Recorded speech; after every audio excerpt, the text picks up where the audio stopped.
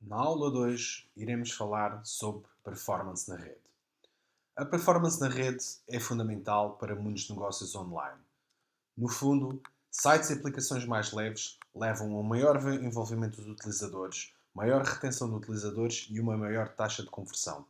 No fundo, performance é uma característica positiva. Essencial à performance é o conhecimento dos componentes da latência e da largura de banda. No fundo, a latência já foi dito que é o tempo que um pacote demora desde a origem ao destino e a largura de banda está associado à taxa de transferência desse canal.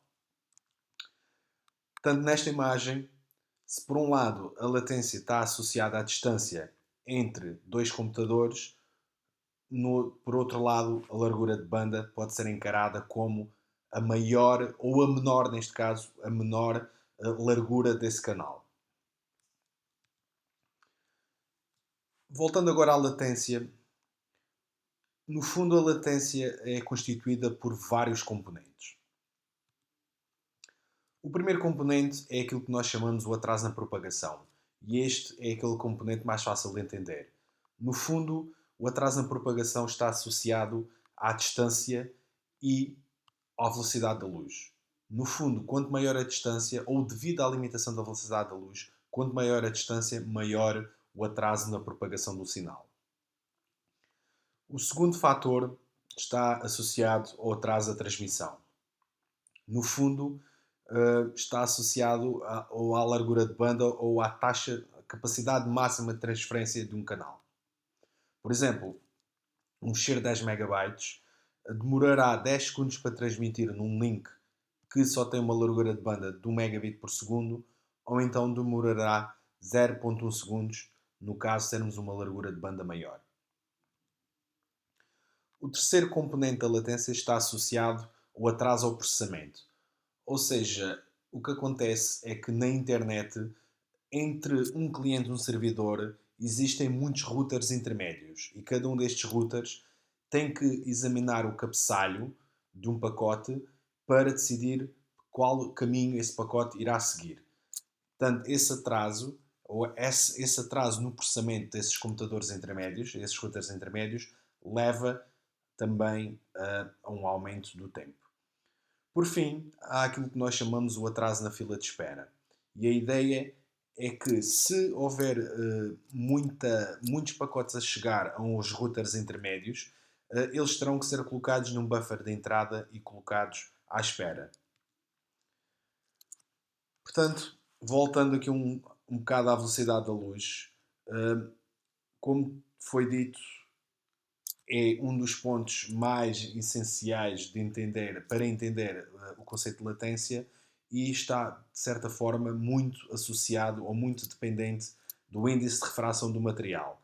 Por exemplo, uma fibra óptica que coloca menos atraso na propagação do sinal é muito mais rápido propagar sinais em fibra óptica do que, por exemplo, cabos coaxiais ou cabos de coaxiais. Portanto, mas o que acontece é que na tabela anterior assume a ligação direta entre dois pontos, mas já como já foi dito, existe atrasos causados pelos routers intermédios. Cada router, portanto, os pacotes podem não seguir os caminhos diretos, os routers intermédios podem levar tempo a processar e podem inclusive ter listas de espera. Portanto, o que acontece é que na maior parte dos casos a latência será muito maior do que os 20 a 40 milissegundos que a tabela anterior tem. E o que acontece é que atrasos de cerca de 300 milissegundos levam já à percepção de lentidão, aquilo que os gamers encaram ou conhecem como lag. Por fim, há outro fenómeno que é a latência no último quilómetro. E a ideia é que a latência entre os computadores e os routers do nosso ISP e ISPs é normalmente a pior. E está associado, ao fim e ao cabo, à qualidade do material que é colocado à nossa disposição.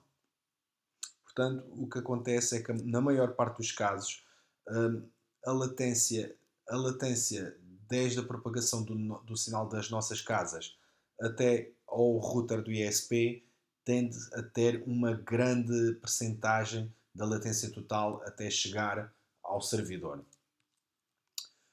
Por exemplo, um dos comandos que nós temos disponível nos nossos computadores, ou pelo menos nos computadores baseados em Unix, é o comando traceroute. E o comando traceroute, de certa forma, permite-nos verificar a quantidade de nós e o tempo que leva desde que o sinal sai do nosso computador até, neste caso, chegar ao servidor do google.pt. E como podem reparar, desde a minha casa até ao servidor da Google, existem cerca de 6 routers intermédios e para um tempo total de cerca de 26 milissegundos.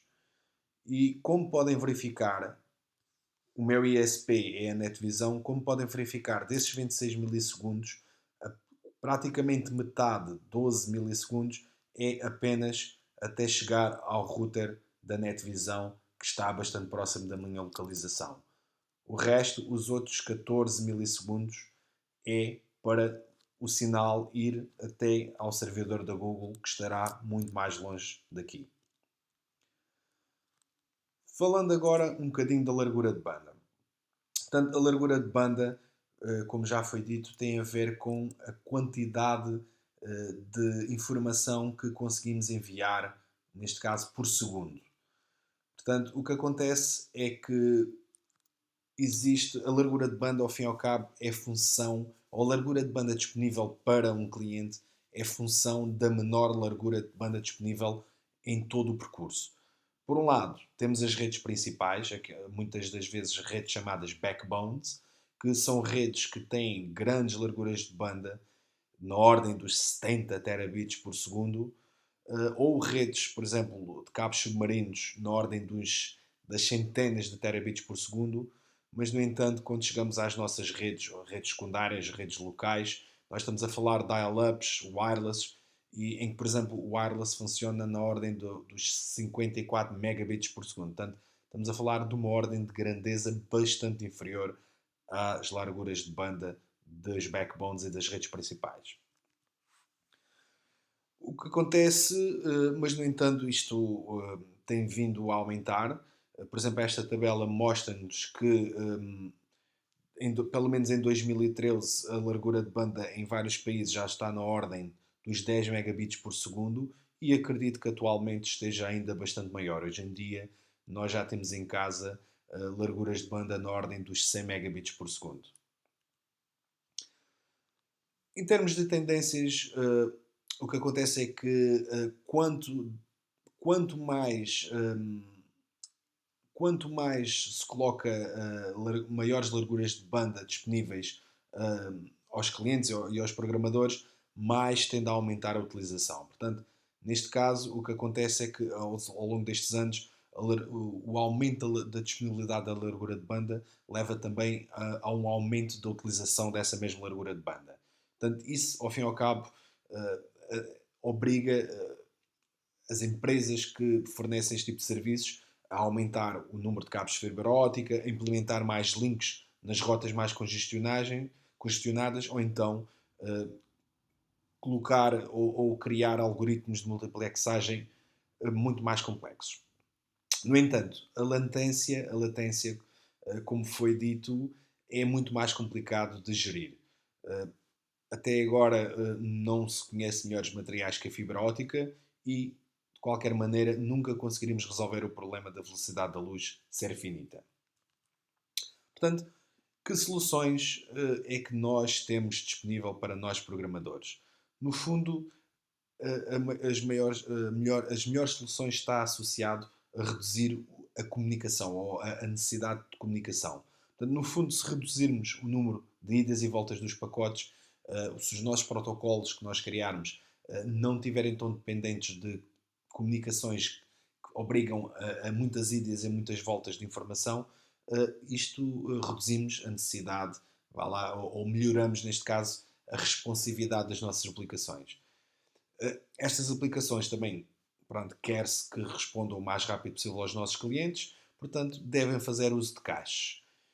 Por fim, outra hipótese, ao fim e ao cabo, é colocar os servidores mais perto do cliente. Portanto, para reduzir a latência, e como sabe, a latência está associada à distância entre um cliente e um servidor, ou entre o servidor e o cliente, se quiserem, nós podemos recorrer a mecanismos como as Content Delivery Networks para colocar os sites ou as nossas aplicações mais perto do cliente.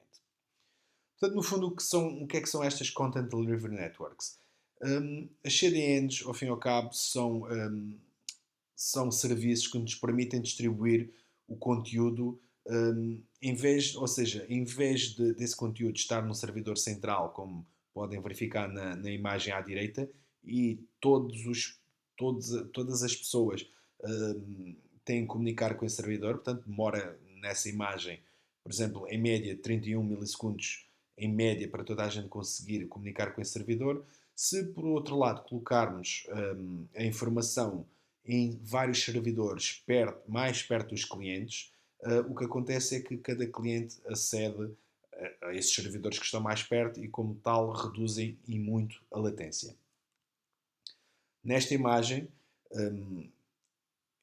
serve apenas como um pequeno exemplo como é que eu, no meu site, ou seja, a diferença entre o traceroute sem CDN acima, como podem verificar, o que acontece é que até chegar à Webfaction, que é onde eu tenho alojado o meu site, demorou nesta altura cerca de 67 milissegundos e passou por cerca de 16 nós.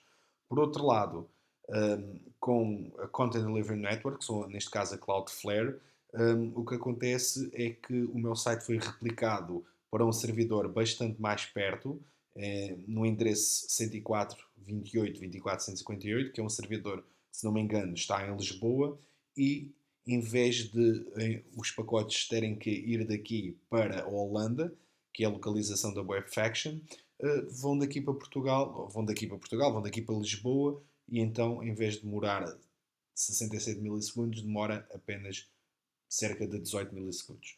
Portanto, em termos de sumário, é importante salientar, no fundo, que a performance da rede é fundamental e a percepção de lentidão é prejudicial para os negócios na web.